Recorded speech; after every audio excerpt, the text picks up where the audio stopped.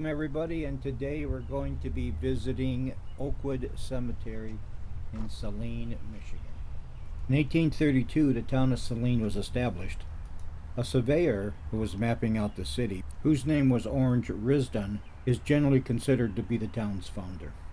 The monument that you see here was built in 1914 and contains space for about 100 burials. Inside are the remains of Walter Nestle, 34, who died from the flu epidemic in October of 1918, and the body of John Hall, who was 91, who in August of 1933 tried to cross the street and ended up getting hit by a car.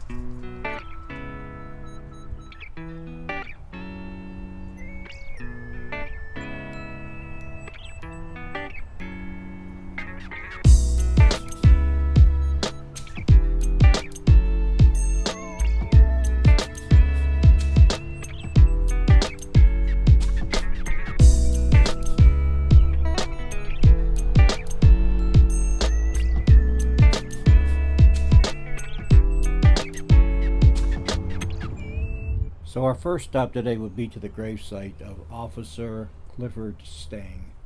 Officer Stang is buried in what they consider the old part of the cemetery.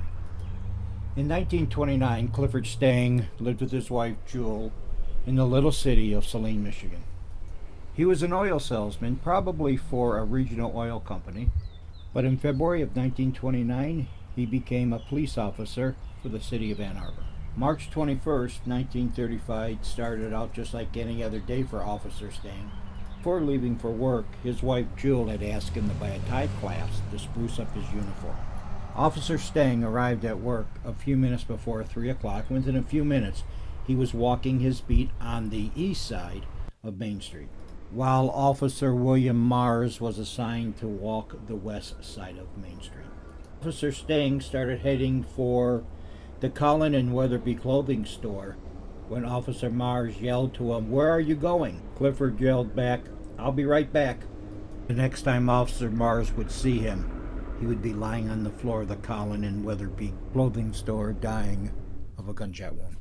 Officer Stang was on friendly terms with the owners of most of the shops on Main Street, so it was not uncommon that they called him by his nickname, Sid. Unknown to Officer Stang, just prior to him walking in the clothing store, two men had entered the store on the pretense of buying a suit coat. One of the men was noticeably larger than the other. This would play a part in the apprehension of suspects later on. The larger of the two men was being kind of fussy about the jacket he wanted, and so Mr. Weatherby went and got one of his finest suits in a size 38 and handed it to him. The larger man tried the jacket on, turning away from Mr. Weatherby. He then spun around with a gun in his hand and yelled to Mr. Weatherby that this was a stick-up. The larger suspect asked Mr. Weatherby where all the money was, and Mr. Weatherby indicated it was in the cash register. As the subject walked towards the cash register, Officer Stang entered the store. And as he did, Mr. Weatherby yelled, "Look out, Sid, it's a stick-up." And Officer Stang said, "Oh yeah," thinking that Mr. Weatherby was joking. Officer Stang fought both men with one hand on each of the subjects, trying to subdue them. 2 shots were fired. 1 shot hit Officer Stang, mortally wounding him. The 2 men fled the store, jumped in another vehicle, and a cab driver caught part of the plates. That vehicle was found in Jackson, Michigan about a week later, burnt up. The Michigan State Police identified the car as being stolen out of Detroit. About a year later, the smaller of the 2 men was found in California and extradited back to Michigan, where he stood trial and was found guilty of murdering Officer Stang. Now, you would think this would be the end of the story, but it's not. A few years later, the convicted murderer kept appealing to the Michigan Supreme Court, and eventually he was released from prison to go free with the full support of the prosecutor, the chief of police, and the Michigan Supreme Court. Go figure. One can only imagine what was going on in his wife's mind after his death. One has to wonder if she thought she caused his death. After all, she did send him into the store to buy a tie clasp. Jewel Stang died in 1988 and never remarried.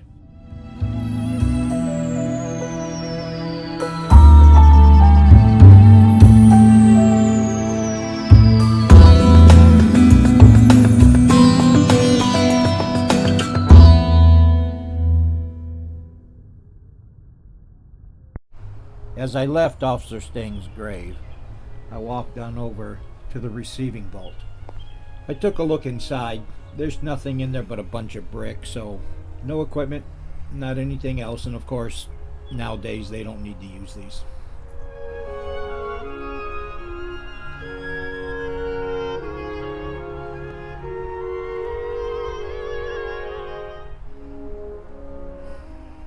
As I left the receiving vault, I looked around and this kind of caught my attention. The worn monument with the family all around it. I don't know why it caught my attention, but I thought it was time to take a little look.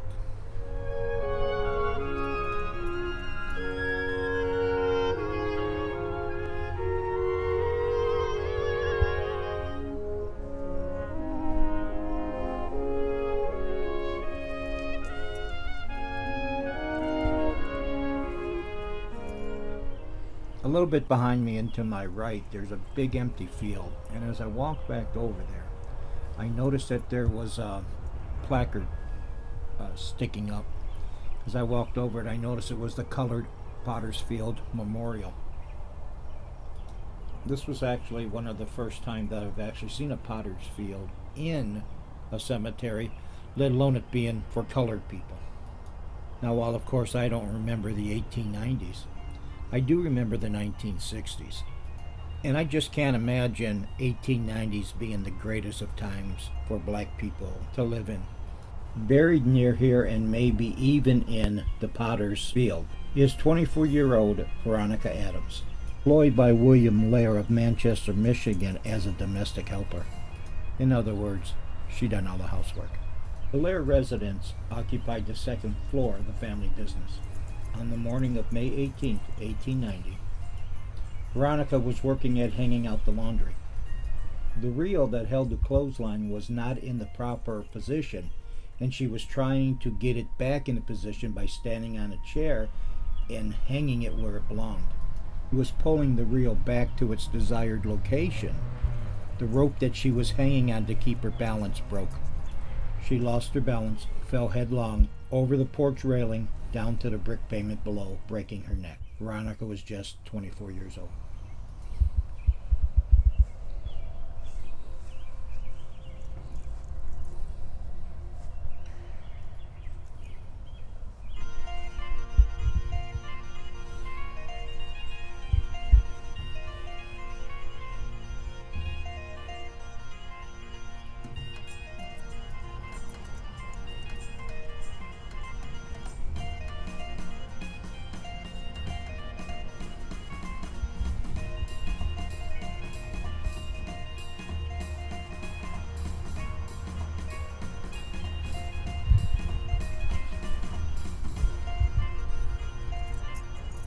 As I look upon this monument, I gotta wonder, where do people get their names from?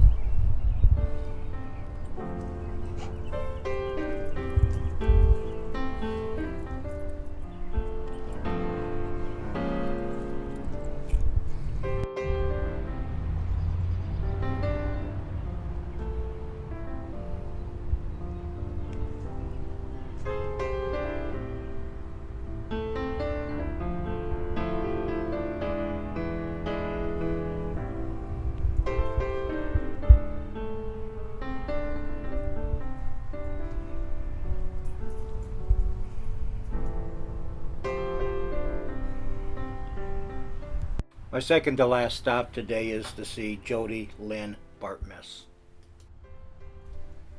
In her teens, Jodi ran away and headed out to California to find the bright lights.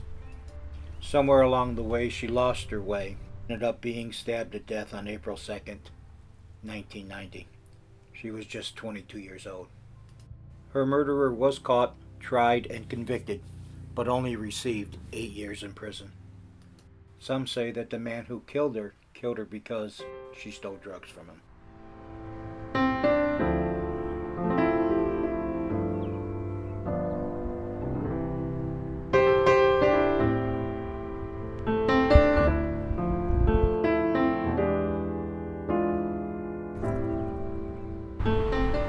So the last grave that I'm going to visit today is for Jill Lynn Bunce. This one will prove to you that heroes come in all sizes and all ages. Her headstones indicate that she passed away while helping others. On the night of January 20th, 1993, Jill Bunce, age 16, attempted to help victims of a car crash. She was struck and killed by two passing cars. Her father, who passed away in 2009, is buried right next to her.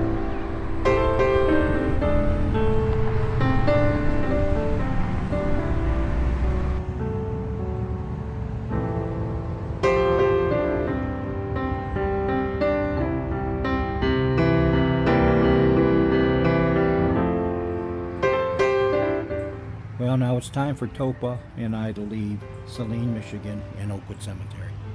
If you like what I put up, please consider subscribing and liking. May all those we visited today and all those in the cemetery rest in peace. And we will see you on the next video. Thank you for watching.